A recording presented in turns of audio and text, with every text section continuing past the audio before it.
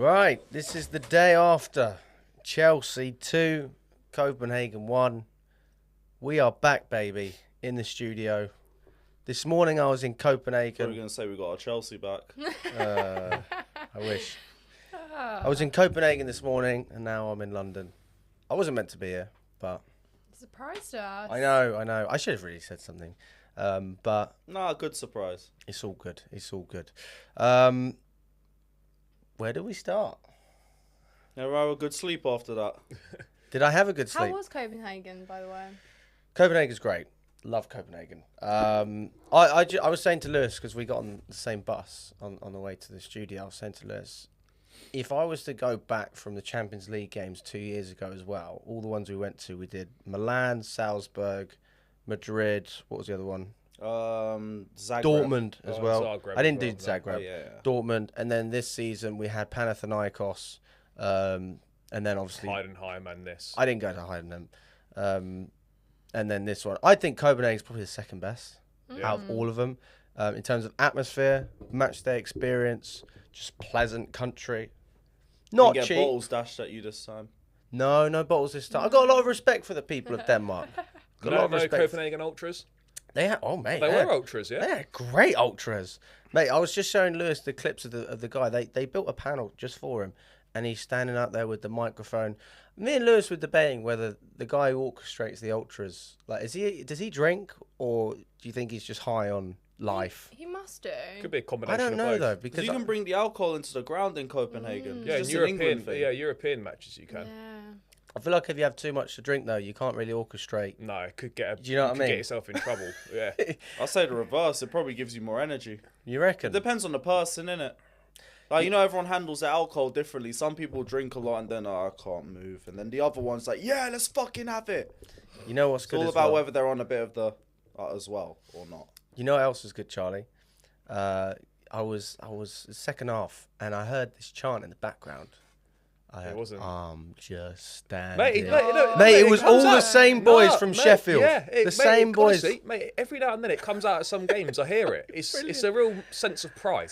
I feel like you only hear that when the fans are like loving life. Yeah. Don't You come won't out hear on it the any shit, other yeah. day. No. I mean, I can't imagine you're losing a game and Trevor Chalobah standing at the bar gets you going in a game. No, but Was the atmosphere actually good in the away end? Because every source I heard was telling me that the away end was crap. Well, it was crap in the sense that we didn't match Was it sold out? Copenhagen's Yeah, atmosphere. but How you're can never you going to match do that that, home though. atmosphere? Yeah. I just mean, was there like anything going? Was there a bit of an atmosphere in general? Well, the first sort of 10 minutes was unreal. Like, you would have heard the whistling, and then we were giving it to Copenhagen as well. They were giving it back a little bit. And then, ultimately, I say this about any football team in England, really. If the football's good, then the atmosphere's good. And I thought the football was quite slow, and it's hard to pick Quite up. slow. Yeah. Mate, it's like we're playing walk-in football like old men do, like on a Wednesday night. That first half just flew by, and not in a good way. Why would it flow? Why would Because there's nothing to say about it. Like, we had all the control in the world, which again, that's why I don't think it was a terrible half, but it wasn't an effective half. It was just, we didn't make anything. We had two attempts, both off target, and the rest was just It's crap. we didn't do anything. It's like we didn't expect Copenhagen to drop deep. It's like we expect them to press us. So it's just passive possession. That's all. That's what we were having. But do you know what? When you Because play, you see Palmer and Dewsbury Yeah. both having to drop deep to collect all the time. Just mad though, like the way that he set the team. I don't really have an issue with him making changes for this game. I haven't got a problem with that. But then the way that he sets the team up doesn't make sense. Like, people look, Dewsbury Hall's not good enough to play for Chelsea, right? We know that. But what Maresca used him last season, right? It was his key player last season.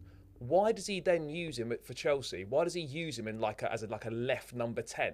Why? And then second half he was a right winger. And then second half he's playing on the right. Like, this, Maresca knows how to use Dewsbury Hall. So why does he use him in a way that is not going to get the best out of him? I just don't get that. I mean, Gusto on the wing again, basically in that first half. That doesn't really make sense. He's left back, wasn't he? No, He not was really. left Mate, he wing, was left wing pretty basically. much. It was basically that was my biggest gripe with that first half. It was basically a back three, because it was Badia Shield, Trev, and Tosin, and then it was like almost Tyreek George and Gusto were like, well, wing back / wingers, and then Dewsbury Hall sort of left hand, Palmer in the right hand side, and then it was obviously Shim for in the middle. But we just didn't. I felt a bit sorry for the young kid up front because Maresca. yeah, because like we didn't get the ball to him at all. No. We created no opportunities. The system behind him, wasn't right. It wasn't working. We made no attempt to even pass in the ball, and he gets subbed off at half time. It was just like, understand you had to make changes, but it just feels like he was hung out to dry a little bit. There was literally what more could he have done? You're always going to look hung out to dry when you come out at half time. That's why I empathise with him, but he kind of needed to come off as well. Sure. I'm just surprised Neto didn't come on. Because I was thinking, as soon as I get to half time, I want Neto on for Maresca. Like, Gusto should Enzo never have been and- playing on the left. No. Like, that was my biggest problem with the way Maresca set us up. It was like, we know Gusto has been dying on the right and dying on the overlap, let alone when he has to invert. Why are we putting him on the left? Why? He don't even look good on the right. George, you could put him on the left, he can play either wing, it's fine. But, like, we're already looking more disjointed when we have Gusto on the left, let alone with 2 academy players occupying the other attacking positions. Now, we went with Tyreek George in the false 9. We brought on Enzo. We And brought on Nkunku Nkunku as to well, play on the left. And that was the only reason why we won. Like, it was all... My whole thing going into halftime was... I didn't really have a problem with the way we set up. I think we kind of misinterpreted how Copenhagen was going to assess the game. But it was all going to come down to a change in personnel. Like, we just had too much of a disjointed attack. We brought on Enzo Fernandez. We suddenly had a bit more progressive football because... Like, James is still adapting to the midfield role.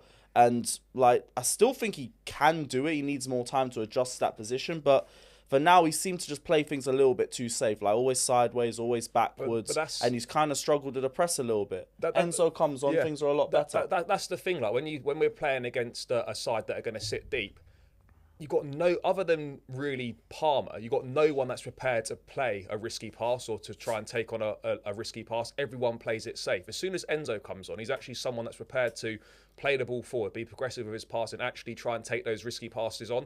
And it makes a big difference. Everyone else on the pitch is just passive, sideways passing, like little short passes. No one's prepared to try and play a risky ball other than Cole Palmer, and he didn't have a particularly good game in first half, particularly him. Dewsbury Hall just giving the ball away constantly, and that's a big problem. That with all the money we've spent, we've really got, when we're playing against teams that sit deep, you've got 2 players in the squad that are prepared to play a risky pass. Yeah, we shot ourselves in the foot in terms of January. We would have had more depth. We could have Last given 2 Maresca more windows. options as well. I mean, we talk about his silly decisions, but those silly decisions wouldn't necessarily happen. I don't necessarily think they were silly decisions with the team. Well, when I say Only silly decision was Gusto on the left. Let me That makes sense. elaborate on that.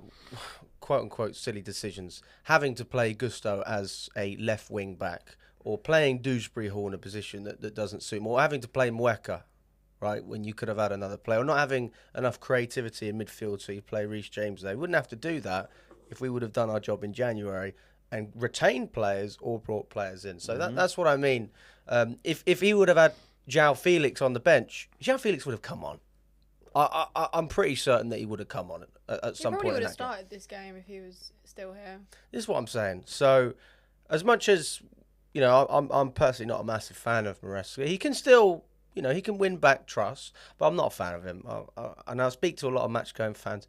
9 out of 10 match-going fans that I spoke to yesterday feel the same way that I do. They're bored with the football. Like, it's not That's the inspiring. football he's been brought into play. Well, And so I'm we still were bored. talking So what do you about want me this to on the say? way here. Like, I just don't think Chelsea fans are accustomed to possession-based football. They don't get it. No. They're not. Like, they're- Sarri was the perfect example, and it's the same thing and the same criticisms for Sarri that people have for Maresca now. And I've accepted this. Yeah, but It's this is It's usual. fine if you do something with it, though, right? Recently, we've been dominating in possession and we've done nothing. If you look into the league, especially, we hold the ball for 70% of the game and we lose it. Brighton, prime example. So possession means nothing. And I'm also bored. Like, we talked about playing football sort of in our sweet period through like October, November. Arguably, we hadn't actually adapted to Maresca's style yet, so we looked a little bit more entertaining because players were just happy to roll up and play their football. Everyone was excited for what's to come, and now that we're kind of playing in Maresca's style, well, it's become dire, so I don't think it's a coincidence really. But to go back to Malo Gusto, I think partly why he looks as, I don't want to say as bad, but definitely as not as anywhere near as good as last year is because Maresca's experimented with him to a point where he's actually just confused him point blank. From the start of the season, he's misplaced Malo Gusto. He's been playing on the right, on the left. He's been playing in wing positions. And, like, as a player who's still 21, by the way, can you imagine what that does to your psyche and just the way that you develop as a player personally, professionally? It's a lot to live up to with a new manager that's come in. So, you know, it's fine if you do that with a player that's maybe more well-rounded now, has had that experience and can definitely, you know, adapt to that situation. But when you're doing it with a player that's so young, like Malo Gusto being the player he was last year, that was all him, I'd say, just personally, the way he was. The system suited him better as well. The system suited him, yes, absolutely. But, you know, he stepped up in Reese James' absence perfectly. But now his role is, well, what is his role? Maresca asks something differently of him every game, so can we really blame the player for actually just dropping off? Yes and no, because I agree with everything you said. But when you're playing the role that you're actually best suited to, and I see zero improvements, like not even any more level of comfort compared to when you're inverted, that's where I can't defend you anymore. Everything else, I completely agree. But how many times has he actually played in a system that would benefit him?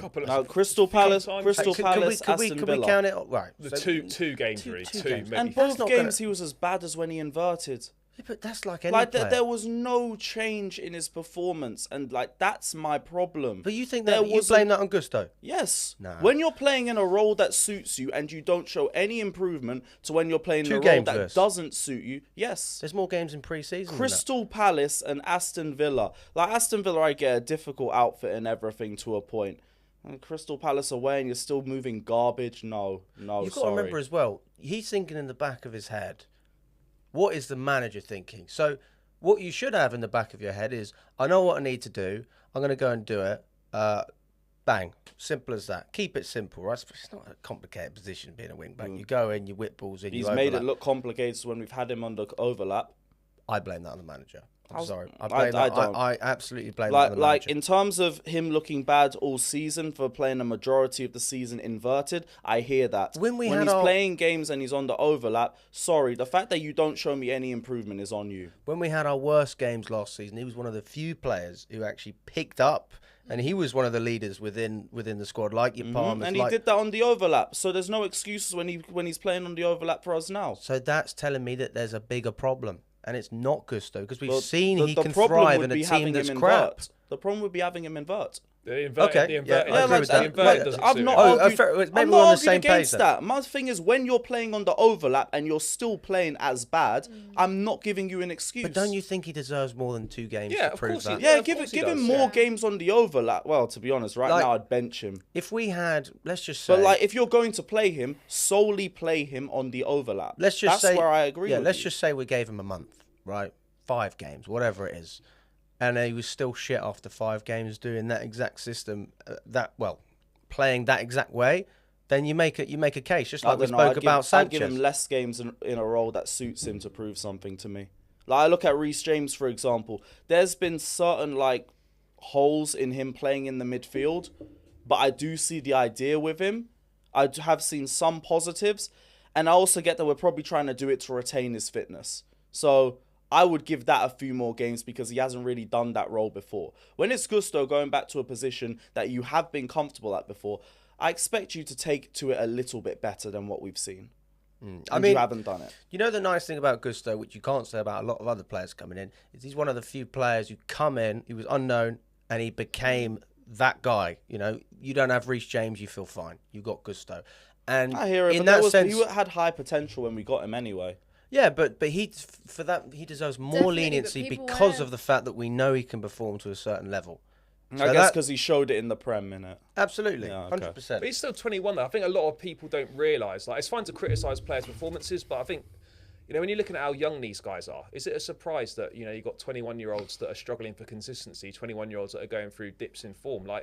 For me, this would hold more weight if these guys were 24, 25, 26. I'm not saying you can't criticise them because of their age, but there has to be a bit more of a lenience for me in terms of these guys, because they're so young and they haven't got the experience around them. And when you've just come into the Premier League, difficult situation at Chelsea, difficult environment, you want some sort of familiarity around it, and nothing's been consistent during his whole time there. You know, he's had 2 different managers in the 2 seasons he's been there, 2 totally different ways of playing. That is difficult, and I think people just purely look at what they see on the pitch and don't take anything else into account in terms of how difficult that is to adapt to playing for Chelsea, and like how poor the environment is to play in at this point in time. It's probably not a great place to be playing your football right now. So I can sympathise with players that are struggling right now, but ultimately it is the responsibility of those players to play better, because they're the ones out on the pitch. No, you're right, man. You're right. I just think that the manager needs to make it easier for them. Sure. You know, and set the team up in a way that's going to get the best out of your players. Yeah, that's obvious. And last season it was, okay, the system isn't as good, but get the best out of the individuals then. And the individuals carried us through. This year, individuals. That's what I've just said. Yeah, no. It's not just Palmer. You've got Gusto as well, who I've mentioned. Caicedo grew into the season. Jackson grew into the season. They improved. They got better. You had individual moments. Into the season in spite of everybody else. But I hear Palmer and Gusto. This season, it's all been about the structure of the system. And now that exact thing is the thing that's letting us down. It is funny, right, how the more that we've gone to play in the style of play that Maresca's been brought in to play, the worse we've been playing. Like the first part of the season, we weren't playing that possession-heavy style of football. A lot of it was on the counter. A lot of it was fast football on the break. Which suits us now. Because we saw games like Liverpool where we were doing the possession-based thing, and we were cooking them too. We were doing well. But now you look at it, and a lot of it's now you're having so much of the ball, 60, 70% possession in games, and we're doing nothing with it. And it's like the more that we're going towards this style of play that he was brought into play, it's almost like the worse the performances are getting. But then also, the more that we're playing how he wants to play, the more that Maresca's now coming out and doubling down how he's really happy with his ideas and the way that the team's playing. So, yeah, it is one of them that, you know, the fans, Lewis, the fans aren't used to possession style of football. They don't like it. Well, do you like it? I don't care what we do as long as we win. If we're winning, I don't care. Mm-hmm. But if you're not winning and you're going through difficult runs, this is the single probably worst brand of football to watch if you're not doing well. We still have players that are good enough to at least be playing good football. That's my biggest problem, I think. Even like last year, on paper, we have an exciting squad. We have players that are talented. We've recruited players that other teams have wanted, right? And now I'm looking at, okay, one season, get together, sort it out, right? It was the wrong manager. Next year, it's got to be better. But that's the thing, like, it's kind of like England in many ways at the Euros. Like, we had one of the most exciting squads, and then they play their football, and you're like, okay, going to need something a little bit better, right? Of course I wanted England to win, but I still wanted us to play good football. And that's the thing, it's like, as a fan, that's what you get excited about. You talk about the first half yesterday. I mean, 45 minutes that you guys are never getting back in your whole lives, right? And that's the thing, you expect better, because we do have the quality. And I always say, even if it's consistent, okay, we're going to have games where we're not consistent, we're going to drop off, but still we have players that should be pulling results out the bag. Copenhagen are arguably the toughest opposition we'll have in the Conference League. Even looking further ahead, I don't see an opponent that maybe Fiorentina and Betis are miles better than them. Yeah, sure, definitely. But Copenhagen, and that's one thing, they've showed a lot of fight in these games. And you know, they lost to Heidenheim in the first leg. They came back and they absolutely dismantled them. Yeah, of course, very different opposition, but they're a side that will come to your ground with the fans that they will bring, and they will make it tough, right? They will make it tough, and they will Danish champs in it. Exactly. Yeah, but they've got to come out and actually play, so that probably helps us out. They've actually got to come and score a goal. From what I heard going into the game against Copenhagen, their manager is quite similar to Maresca in the sense that he doesn't change the way he plays. Like, that's the way they play. Full stop. But I think there's like I understand that, because if you're brought in to play a certain way, then you are going to stick with that, because otherwise it defeats the point of you being brought in the first place. If you're employed to play in a certain style of football with that style of football in mind, and then you come in and he suddenly plays like, I don't know, you know, he plays a back five and he goes with wing backs or whatever, like, it doesn't really make sense. But where I do slightly disagree with being so stubborn with your principles is where in certain games, in certain situations where you can see it's not working, it's not going to suddenly work. It hasn't worked for like 60, 70 minutes in various games. Why would you not just try something different? Like, I understand you've got a way that you want to play, but there's got to be some little bit of variation to it at certain points. But I hear all of this, but honestly, it's not relevant for this one, isn't it? Because this game was just solely down to just personnel. Yeah. Like, I remember in halftime, I was beefing with half of my chat on the watch along because all I was saying was this half isn't nearly as bad as we're making it out to be. It's boring. It's ineffective in the final third, but it's just that. I need a change in personnel, and I think we're going to be a lot better. We made 3 subs at halftime. Obviously, we had the 4th of the Gusto injury. Yeah. And suddenly we're a lot better. For this game, it's not about change the way that we play. It was change the personnel, and we did that, and we won. And they made a big difference. Fernandes changed the game when he come on. 100%. And Kunku as well. Like, we gotta shout him out. Like, it was his. He actually done some press. He done some pressing. What was it for the second goal? He actually pressed it, and he won the ball high up the pitch. Yeah, wow. Broke a sweat. Fair play. Yeah, he did.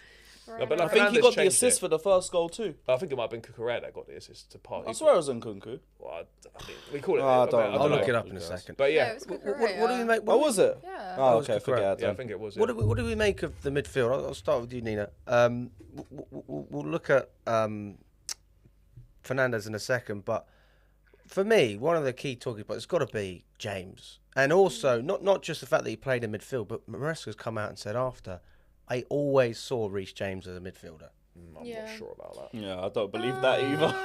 No, but look, Reese James, obviously, I think Maresca's got, one at the back of the mind that he needs to protect him. Like, Reese James, it's so important we keep him fit for the remainder of the season. Like, without him, we're going to struggle. So he's kind of wrapped him up in a blanket a little bit, protects him. He doesn't have to be bombing up and down the flanks all the time.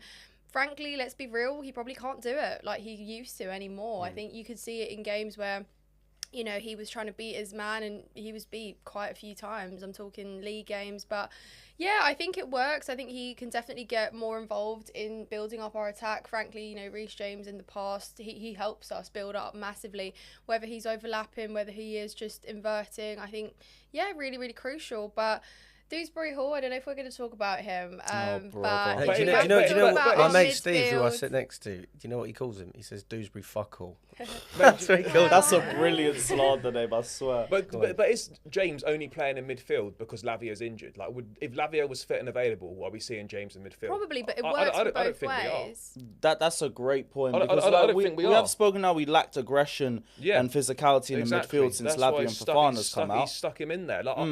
I don't think we see, if Lavia's fit, I don't think we see Reese James in midfield anywhere near as much. I purely think this is a temporary... He's probably right centre-back or left centre-back. I think this is a temporary... For me, I feel this is a temporary solution until we get our players back fit again. Like with Neto playing down the middle, I think it just adds that physicality, adds that bit more control in the midfield that Lavia would give you. Obviously, Reese gives it you, but in a different way to what Lavia would give you. I don't think it's something that, for me personally, I want to see in the long run going forward. Like, I don't want to go to big games away from home, and see Reese James in the midfield battle with Rodri or Reese in midfield up against the likes of Declan Rice and stuff. I don't want to see that because realistically, there's a reason why these guys are specialists in their positions. And for as good as Reese is on the ball and for as well as he can play in midfield, let's be real, he's not a top class centre midfield player, is he?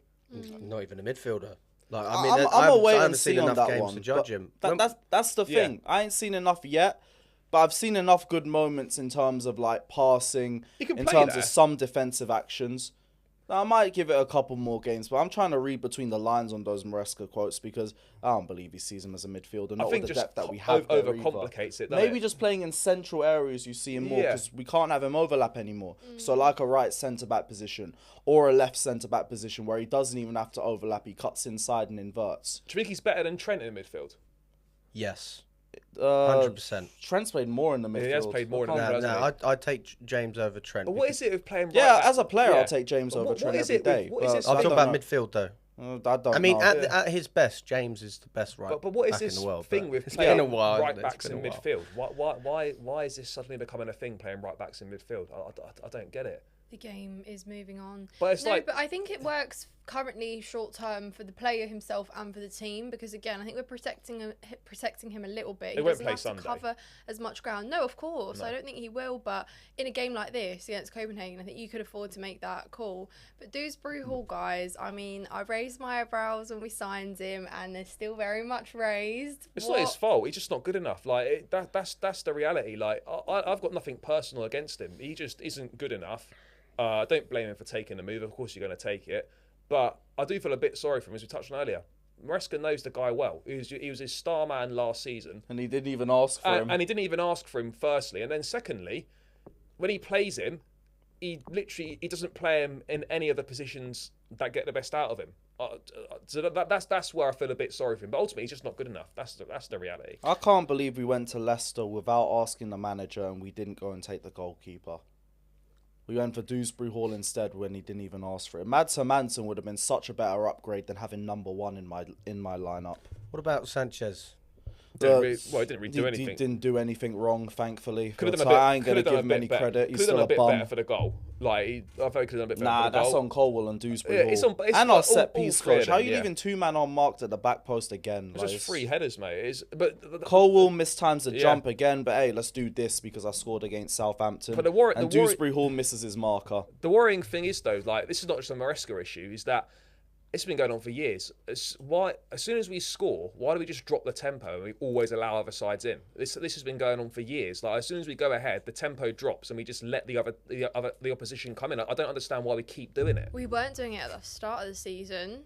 That was a last year thing, but that improved. We've reverted back to last season, yes, but we were scoring 1, 2, 3, 4, 5, 6 goals a game, guys. Because we were tweaking better in the first half of the season. But we were also conceding 2-3 goals every game as well. Yeah, absolutely. But it's a lot easier to ignore that you've conceded goals when you've outscored your opponent by 2-3. But that doesn't happen anymore. We do get complacent. 1-0 leads they're not safe. Because our attacks drop form. Jackson's dropped form, Palmer's dropped form. We've really got 2 players that score goals at the end of the day. If Palmer and Jackson aren't scoring goals, there's no one scoring. And Palmer's been bad for a minute. Yeah. Generally, it's got to a point where it's like you just got to look at him and be like, what's happening? Because Southampton, that's the team bottom of the league. Hat-trick in the first half. He missed a few opportunities. He's not playing well right now, but I think I'm not that worried by it because this is someone that's carried the club for 18 months on his back. He's going to go for a dip in form. Again, he's 22 years old. I'll be worried if it carries into the break. Yeah, exactly. And if it continues, what do we put that down to? Depends on the games. As of right now, I'm looking at Palmer. He's the one that's been fumbling games like Southampton. Where was that? Maresca. Oh, you're saying Maresca's the reason why he missed about 4 chances in one game against Southampton. Okay. But I do think that Maresca should play Palmer on the right more. I don't think it makes any difference. He did it against Aston Villa and it didn't make a difference. I think it will. But he always drifts in naturally to the centre anyway. Yes, but then if you want to double up on him, you have to bring a player out of position and you free up space in the middle. So if you have an Nkunku or João Felix in there, they would have a little bit more space to operate because Palmer's being doubled up on. Whereas if he's in the middle, then he's just crowded all the time. I appreciate why he's there. He's the creative outlet. I think he's more creative this year than he was last year. But I think on the right, he gets into goal-scoring positions more. And even Aston Villa, he had chances that he really should have scored. And I put that down to his positioning as well. But we can never know for sure. I disagree with that, though, because I think if you do that, then putting Nkunku in his position or João Felix, if he was still here, in my opinion, you concede more possession, and I'm not too sure I'm okay with that even more. Palmer actually got a bit of defensive work rate. Great point. He'll track back. That's the thing. Palmer can protect the ball. I trust Palmer with the ball at his feet a lot more than those players I just said. So putting them there is at risk of getting overturned really quickly, and then what do you do from there? You're at risk of conceding more, or again putting yourself in more dangerous positions. Because we don't like transitions. Yep. Yeah. But again, Palmer at least can protect that. Sometimes he can just glue it at his feet, switch, at least whatever he's switching, but at least we keep the ball there. I mean, but that's very, how do I say that? That sounds like something Maresca would say. Just keep the ball. What about scoring goals? Why isn't that a priority? Scoring with the ball. But then Palmer actually can put the ball in space, so he still will feed the wingers. Do you know what I mean? We have just been void of a box presence, and we have to recycle attacks, and we have to play side-to-side football. That's been the case pretty much all season. We've lacked that. So as I was saying, ultimately it comes down to poor recruitment again, and not Maresca. Of course it does. Maresca doesn't have any help.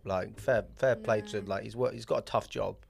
Yeah, but this is why I'm not onto him with the same energy I had last season, because I just think recruitment's been utterly pathetic. Yeah. Like That's the fact we could still be third at the end of this week in spite of our bad run of form, like shit, fair enough. The annoying thing is we should comfortably be third now. Like, you know, we've won what 3 out of 11. Comfortably be third, second. Well, it could be pushing second. Like, even I'm not saying we had to win all them games, but like, what, it's been 3 out of 11. Even if we just won 6 out of 11, With a good run of games. like, you know, we would be third, pushing second, then we wouldn't be 4 points off 10th. So it's disappointing in that sense, but it's kind of mad how poor we've been that we're still only 2 points away from third place. I mean, it just seems mental. This league's just washed. That's what it is. Yeah.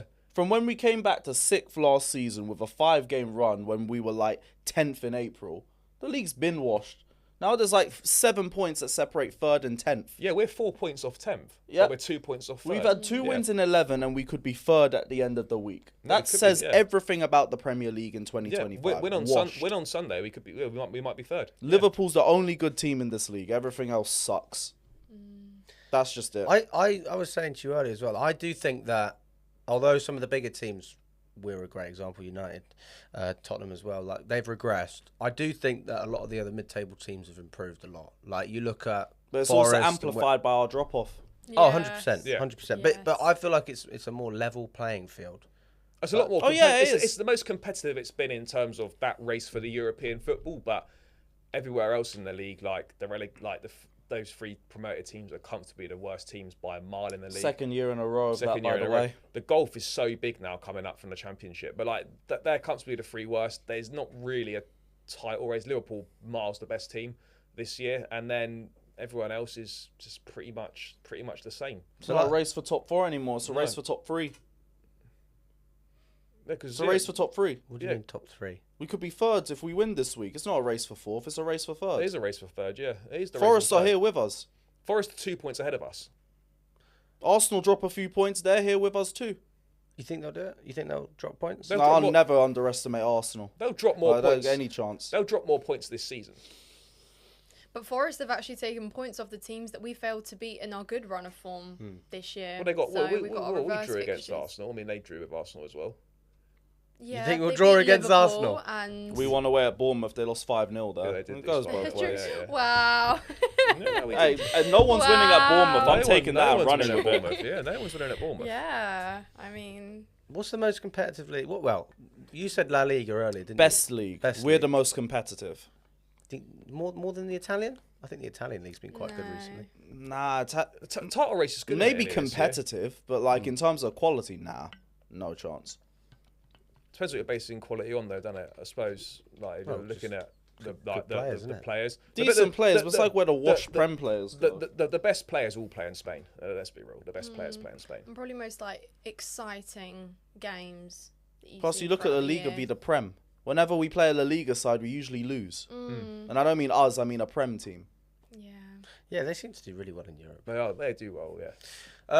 What have we not spoken about? We haven't spoken about Cucurella when he come on. Now, he was talking about, before the game, the standards of Chelsea were expected to win this competition. Obviously, we know we should be winning. What do we make about Cucurella since Maresca's come in? Do you think really he's well. improved from last season? Yes. Yeah, massively. Yes. Yeah, No he's one had him massively down as a improved, player yeah. of the season last season. No. That's why I hate this baseless narrative that, oh, Maresca hasn't improved anybody. Cucurella and Caicedo were this good last season. They No were. one was calling them that last season. Last season, it was all Gallagher's my best midfielder and Cucurella's a bum. Why isn't Chilwell playing? Oh, And like now, it's a completely different story. I don't know if they were saying that about Oh, Cucurella. please, come Mate, on. no man. one was Last saying. season. No one was saying anything Bro, about I remember Cucurella. he was getting cooked first half of Yeah. the season. Only second half he Yeah, started to gain a little last bit of sort of- respect when Poch inverted Yeah, him. that's when That was people it. started talking about him. So the first half of the season, and there was a few good performances here and there. Don't get me wrong. He played at right back in a few games when we had injuries, and he done quite well. But yeah, the Cucurella thing was when people really started noticing was over the last few games of the season. But Maresca has improved players. There's no doubt. Caicedo's loads better. Cucurella's better. Enzo Fernandez is much better. Jackson's better. He is better than he was I even last say year. Noni's better. And Madueke is better. Madueke is better as well. So he has improved players like that. You know, there's a lot of things you can criticise him for, but it's just not true. I that he's agree not with the improved first anything. three. I don't agree with Jackson and Noni. I think Noni's Really? improved. Noni's 2 months improved ago, a lot. Jackson was the most informed striker in the league. Yeah, and he actually looked levels more clinical than what I'd seen at any point. Now I think he's regressed since then, but like I'm not gonna act like he hasn't improved. He has improved. Oh, but his improvement at Chelsea has been up there. But if you judge it over the course of a season, this is where I look at the manager as well. Is okay, cool. He done well for 6 months, and then did he push on from that? And I haven't seen that with Jackson yet. Obviously, he's injured, so it's hard to judge. But he went up there and then he started to regress. Mid-December's just dropped off. But before that point, that's the best I've seen of Jackson in a Chelsea shirt by a country mile. His finishing's been good. And like that's an improvement from the manager. I don't put that down to Maresca though. I don't. Really? I don't. I remember my biggest problem with Jackson for last season was that he'd get through on goal and overtouch everything. One key thing I saw from him from the first half of this season was that he'd get the ball 1-2 bang and it would go into the net. That's an improvement. That's an improvement in his composure and his finishing. His finishing's improved. got better, Improved. definitely. Maresca's improved players. Like whether people agree on which players have improved, players have absolutely improved. There's no denying that. Fair enough. I'll agree, but not entirely. But I see the point. 25 goals, by the way. I said Jackson can get to. Oh, he's fucking injured. So it's not how many? I said he'd get over. No, I said he'd get over 20. I don't know if I said he'd get 25. I would have hoped you were correct. Fuck. Nah, to be fair, if he was fit, like I could still see it. How much is he on now? 9. Maybe not. Hey mate, we got Spurs. Hat trick against Spurs. Will he be back for that one? That's the first Maybe. game after the break. It's a possibility. Hat trick against Spurs again. Well, it's a possibility. It's the first one after the break, isn't it? So Who else does Jackson like playing? Even before he got injured, he dropped off a little bit. Got Brentford coming up. Newcastle coming up. Yeah, he did like Brentford away. He liked Actually, Brentford? the one my kidney missed 3 chances before he scored. Maybe not. It's a good header that he scored that game. Yeah. Yeah. Highlight the game, innit? Right, so we've spoken about the defence, the midfield as well. Up top, Maresca again didn't really get given much service. I think he just would have been happy to be there. Do Oh, you know what 100%. I mean? Like, just enjoy the minutes. You're in a Chelsea shirt. You're playing in a European tie. I don't think he really cares. Conference League, Champions League. Again, he's up and rising.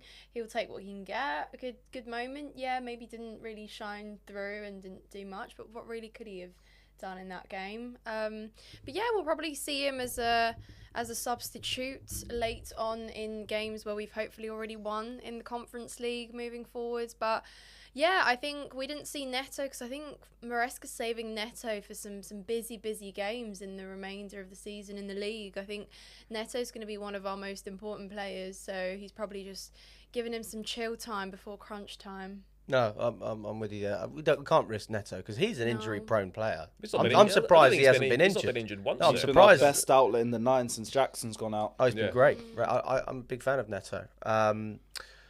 There is one player we haven't spoken about, Tyreek George.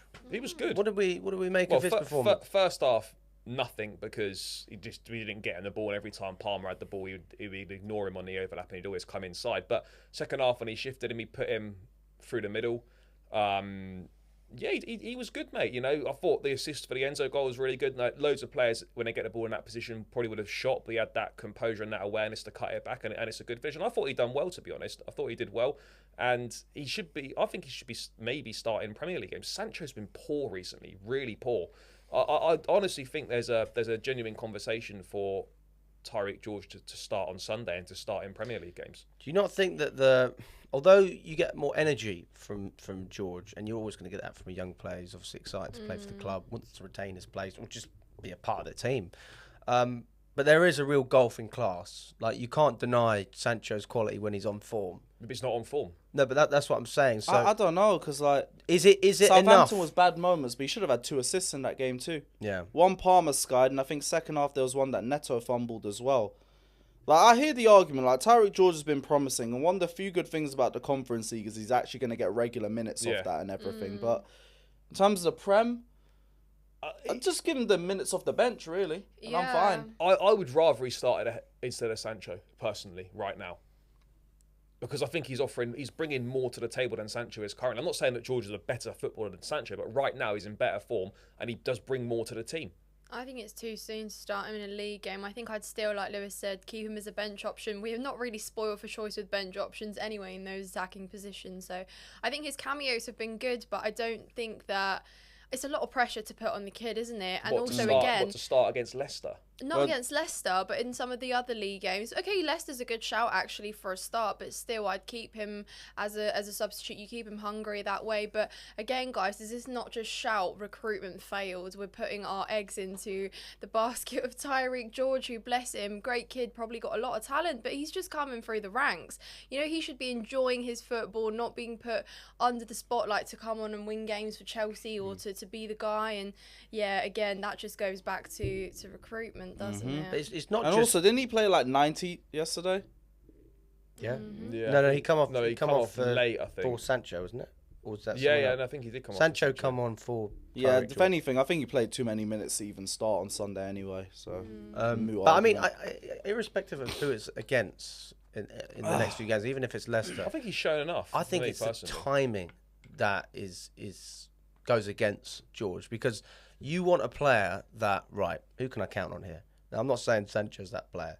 I don't think George is that player either, to be quite frank. So to put all of that pressure on someone, knowing that you've got to win these games to get a Champions League position, if we were having this conversation and we'd already, we had to get a couple more wins and we guaranteed ourselves Champions League football, then you'd happily play him towards the end of the season, like we did when we won the title. And I think we lost 3-0 against West Brom with Mourinho and those kind of games. Who do you think is going to contribute more though right now? Who's going to contribute more, George or Sancho? Sancho. I'll be so real. He'll give you GA. More My GA, biggest problem with definitely. the whole Sancho situation is I He's always been see him crap isolated for too weeks. much. So you're saying that George can come on and start assisting left, right, and centre? No, I'm not saying that. What I'm saying is that he's offering more than Sancho is. But what's he offering more? Because Sancho does the same. Sancho No, creates as well. No, he doesn't. But He does. Sancho creates. Sancho's been crap for weeks. He has. Let's be honest here. I like Sancho, and I think there's a lot of ability there. He's been poor for so many weeks now. I'm not saying that Tyreek George should be starting every single week, but right now in current form, George is playing miles better than Sancho is. I hear it, but like the last game, like Sancho still should have had the 2 assists, and the ones before, can't lie, this is the one where I look at Maresca, because like first half of the season when I see Sancho cooking, there's always players around him for him to interplay with. Then I look at games like both matches against Brighton, he's just left on the left wing, isolated. He's got no one to play with. Sancho's everything I got from Sancho, literally from the first game against Bournemouth, surround him with runners, and then his interplay is going to be levels. You have the likes of Cucurella around him, the likes of Enzo Fernandez that he can link up and make 1-2s with. That's where he's in his playmaking bag. And we don't do that anymore for him. Yeah. And that's why he don't look like the same level of player. So I low-key look at Maresca with Sancho. Like, if you're looking for someone that could play within the 10s, him. Give it to him.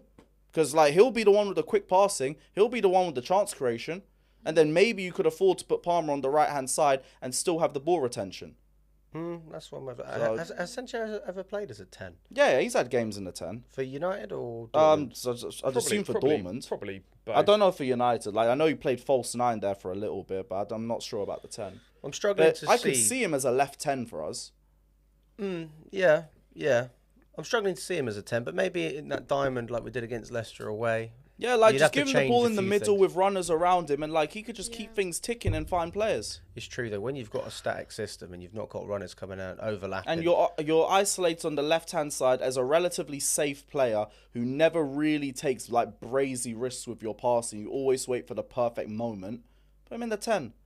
Because at least I know I'm going to keep the ball. And like that's the whole point of this system. Retain possession and wait for the right opportunity. Put the brother in the 10. If you're not going to have him isolated with players around him, then like because he's useless on the left wing by himself. So if we're looking at who we're going to start in the front line, so we've got striker, number 10, 2 wingers. Well, we Palmer and Neto are 2 of them starting straight away. So Neto up front, presumably. Yeah. Or if you want to have Palmer on the right, you could have him in the right. Sancho 10 with Enzo. I'll probably play. And then someone's. You have George on the left. I'll probably have George on the. I'll probably have George, Palmer, Neto, and then Nkunku playing as the front 4.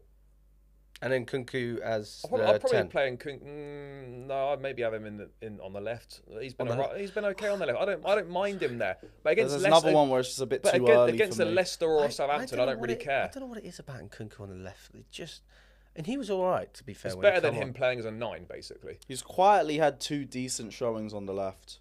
So it's like, I don't know what to make there of against it. Leicester. What does he bring to you on the left? Because He's not bringing much, but he's bringing more than he would in the 9. But what is he bringing? He's not losing the ball as much. Okay. He is getting more involved. He managed to actually press a little bit in the last match, but see, it's not really much to go off just based off the opposition too. That's why I can't say play Nkunku left wing. I want to see that, but it's like, I'm not going to pretend you've been bad the last 2 games. Yeah, against Leicester, it's fine. But like, if we're talking about going to the Emirates next weekend, then maybe that's a bit of a different conversation. No.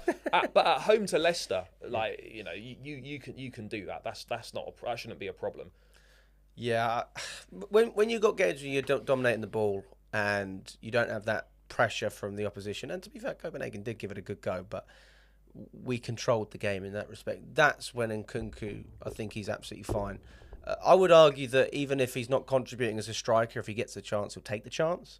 But he never gets given the chances, not at the moment, which is why his performances have dried up. But I still want to see Nkunku try and do like the second striker role behind either a Neto or a Jackson.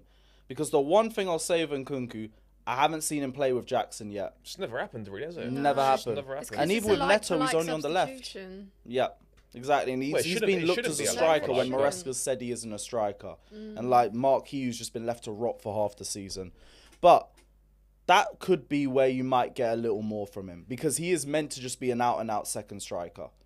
So like maybe behind the Neto, who will stretch the defence, or behind the Jackson, who will stretch the defence, maybe he could do some damage in the pockets left behind. If not that, I give up. Well, he's gone in the summer anyway. Let's be real, he's not here next season. So No, I hear it, but it's like, we need to try and maximise him. Well, we have to, because of the injuries and that. He's got to find a way to get something out of him for the rest of the season. Well, we're buying all these young players. We bought another 17-year-old from, was it Corinthians? Oh, but he's not going to join. He's not coming until 2026. That Denner brother. Yeah. 15 million. Another one. Yep, another 10 million down the drain. But yeah, we'll act like we don't have enough money to go and buy first team players. Brilliant. I don't. Well, big up, welcome to Chelsea and everything. I'll say it now. That brother's never playing for us. He'll never make an appearance. I don't know, but I don't care. We've been linked with that guy from Grameo as well. Yeah, 20. Remember, I called you the other day, Charlie. It was 20 million 20 euros. million? 20 million quid, yeah. Mate, what? He's 16. Mate, bro. I was watching his compilations. Compilations? He hasn't made his debut for Gremio yet. He's not. But played I for haven't the first seen a team. single video of him in a stadium. No, bro, It's like on Brazil. parks in Brazil. He's like playing in the park. He got his mates to take him on the What's wrong with us? You didn't know that? No, like, I didn't know it was 20 million. Yeah, they want more than they want a huge sell-on fee as well. These 20 million and 10 million transfers add up all the fucking time, and we're just hoarding these players. It's so stupid. Most of them won't play for us, which is even worse. Fucking hell, it's an obsession at this point. Should have just got Garnacho. No. Don't even. I swear down. To be fair, we did dodge a bullet there. We dodged a bullet. So we tried to hit that bullet. We really tried to get shot with that one. I'm trying to think if there's any others. I mean, we're going to offload some players as well, so that will free up a lot of wages. You've got Chilwell, you can get him off the books, hopefully. Sterling. Good luck. Who's taking Sterling? At least Chilwell's... Sterling is your modern-day Drinkwater, but at least... You are going to be loaning him around London for the next 2 years. At least Chilwell's actually playing, so that someone will buy him. Oh, they already hate him at Palace. Really? He's playing. I ain't heard any good things from Palace fans. He's playing, so like that's a bonus for us straight away. But Sterling's not even playing. Like, it's going to be a problem to get rid of him. I mean, nobody's going to pay 350. I wouldn't be surprised. We're going to be splitting wages for the next 2 seasons. But I wouldn't be surprised if we just come to some sort of agreement. What is it? Final 2 years of his contract he'll be on this summer at the end of the season. I wouldn't be surprised if we just come to an agreement to try and just pay it off. Man, you're going to miss out on 7 million in loan fees? Come on, man. That ain't going to happen with us. Get rid of this guy. I honestly can't see where he goes. No top Premier League team's taking Sterling. No one. You're just going to have to do the same thing with a worse team, because Arsenal won't. He'll be at Palace, West Ham, or Brentford next season on loan. Or he goes abroad somewhere. He ain't leaving London. That's the whole reason why we joined us. Pack him to Strasbourg. My whole thing is like, one of Kudus or Mbuemo leaves, we send Sterling to whatever club one of them leaves from first. Sterling's just I know, but they won't know that. He's so bad though now. Like, it's the drop off from Sterling's actually been incredible. Yep. Even last season he used to be a relegation bandit. Now he's stinking up against Leicester. Like, he's just finished. He's awful. Arsenal got no forwards for him. He still don't start. And deservedly so. Knew what they were doing. Man City And knew we what didn't. they were doing. Mm-hmm. We gave that brother 325k. Oh, brother. Nice. Yeah. Who else? Who else are we trying to offload? No, there'll be a lot of those guys that are on loan will be sold as well. Those are the ones on Felix and Vega are going to come back into the team. Vega, I hope Felix we play is done. Vega as a centre-back. With Felix as well, I hope this Milan loan humbled him, man. You're just a squad player. Just accept the role. Just accept the role and like change people's mind. I'd be shocked if Felix was here next season. Like, he don't want to be here. Yeah, but he wants minutes. But it's like, look, like not you were at Chelsea and you were a squad player. He's crap. That's your level. You went to Milan because you wanted to prove differently. You haven't. In record time, they've given up. They found out that he's shit. Just come here and accept your role. You a squad player, man, and you be a good squad player. I don't understand why people keep signing Felix. The guy's just a fraud. Like he's not good at football. When you move around every 6 months, you can imagine. But he's not good at football. No one wants him. Like no one wants him. He's good. He's the one who got his agent to whore him around Europe. The one common denominator through all of for all these moves and everything that's gone wrong for him is him. He's been to so many different managers, so many different clubs, and it's the same outcome every single time. The guy's a waste of space. It's not an ability problem. It's a mentality problem. Because if he was like Ruben Loftus-Cheek, we'd love him. Because Loftus-Cheek was professional. He didn't play every week. I know he's played slightly deeper than Felix, but it's just the first example that comes to mind. It's actually so hard to find players of a level good enough to be a squad player and still make an impact without having the ego that, they should be playing every week. And that's where I look at That's also why the only example. thing with Felix, so I can understand and empathise a bit, the chronically late subs first half of the season, barely ever got an opportunity in the Prem in general. Like, I think he's a squad player, can only be a squad player for us until he proves otherwise. Even then, you didn't even give him a lot of minutes first half of the season. No wonder the brother was trying to at least find some game time elsewhere. He done no, but even when he played, he barely did anything anyway. Do you think Felix goes? I hear it, but like you'd come on with like what 5-10 minutes left. Sure, but even the games that he started, he wasn't doing much. Like, that's why again he's squad. He's a squad player. Nothing more. I'm not saying he has to come back and start. But he thinks he's better than that. That's where the mentality problem is. That's the issue. This guy thinks he's unbelievable, and if we're being honest, Felix has been dreadful ever since he left Benfica. He's not been good since he left Benfica. I mean, he had a good period with us, but that was when the team was poor. But I think that's more to do with the fact that we were watching Havertz, Mount and Werner every week. It was horrendous, and just anyone that come in that could do anything with a football was like, oh my god, he's amazing. Too many minerals. Don't even start. But he's just he's obviously his ego or his attitude or whatever it is causing him problems. He thinks he's way better than he is, and the reality is he's just not that good. Yeah, I think it's a mentality issue. But if he figures it out, then something's going to happen. Because either he's going to going to be back for the Club World Cup. There you go. And I say put it behind you. Listen, you're going to have a role at Chelsea. You're going to be playing a lot of games, especially if we're playing European football as well. Let's get the most out of you while we still can. Because if he's going to another team, it's going to be a downgrade on Chelsea. And we're not going to sit here and act like we're the best team in the world, because we're not even, at the moment, one of the 4 best teams in England, if we're being totally honest. The only thing is just utilise him off the bench a little bit earlier. And bar that, I don't really have any issue with the way that we've used him. What about his position? Like, do you think we played him around the 10, but like my whole thing was like, don't tell me Nkunku isn't a 9 and then play him in the 9 over Felix. So I think Felix would suit that role more for me than Nkunku. But now we've realised Neto probably suits that more than the pair of them. So I don't really care. Don't care. Just ride bench. That's fine by me. Let us know, guys. And if anything, like Neto shouldn't even be a striker option next season. Go buy a fucking striker, I beg. Please. Yeah, I think you said this before. I'm done with this. Players that can play multiple positions, just go and get me specialists. It's Swiss Army knife. It's not hard. One or two, fine. But it's not a bad thing to have versatile players. But in key positions, though, I want a specialist striker. I don't want a number 9 to come in. He's jack of all trades, masters of none. Who can play wide? Who could play as a 10? Who could play on the right or whatever? I want a number 9 that plays as a number 9. Yeah, you need to lock down a position, otherwise you show that you can't keep... Why do you think Renato Vega's gone on loan to prove he can be a centre-back? Do you know, it's like the man himself. You go to the grocery store, you want to get a striker, It's all about the mentality of To be being fair, a the striker. stri- That's Coaching what. Todd Bowley. To be fair though, like the strikers, Well, a load of waffle. Go to the grocery store, the mate. striker market is bad though. Let's be honest, it's not good. Let's not. No, it is. It's do crap. this. It's crap. The striker market's not good. I think there's enough out there. every It's not Tony the money. was there. Gyökeres was there. But Thank you. every top team needs a striker, bar Man City. Liverpool probably need a centre forward. Arsenal do. Chelsea do. Man United do. All these clubs need centre forwards, right? Why are none of them buying a centre forward? I think I would knock Arsenal and United off now because Arsenal's two highest earners are their strikers, so they can't get another one until they're gone.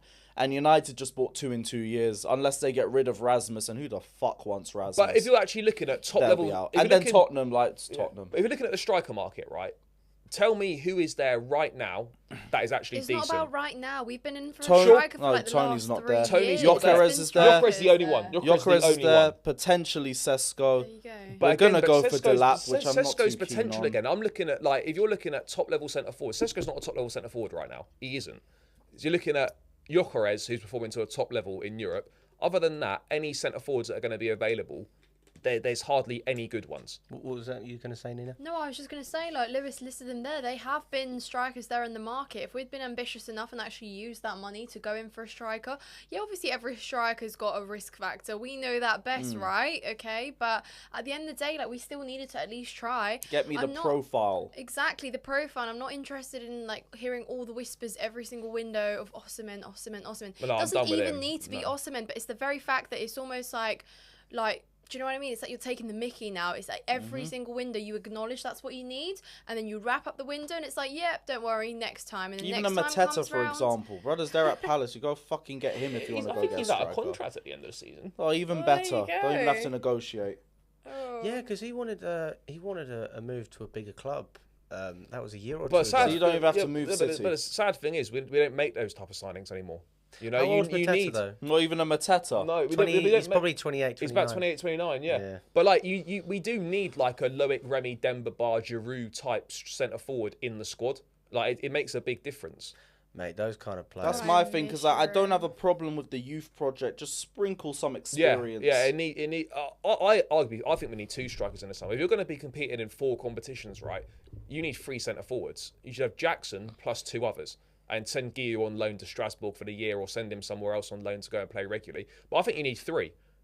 Because if one gets injured, you're then down to 2 and you're just rotating again. Like I honestly think you need 3 in the squad to compete on 4 fronts. Because we're not even asking you to like strengthen a multitude of positions. No. Midfield and right wing get strengthened in the summer by our own loanees. Just go get a goalkeeper, a centre back, and a striker. We've been asking this for the last 3 fucking windows, and these fucking idiots have done nothing but bring Tosin on a free.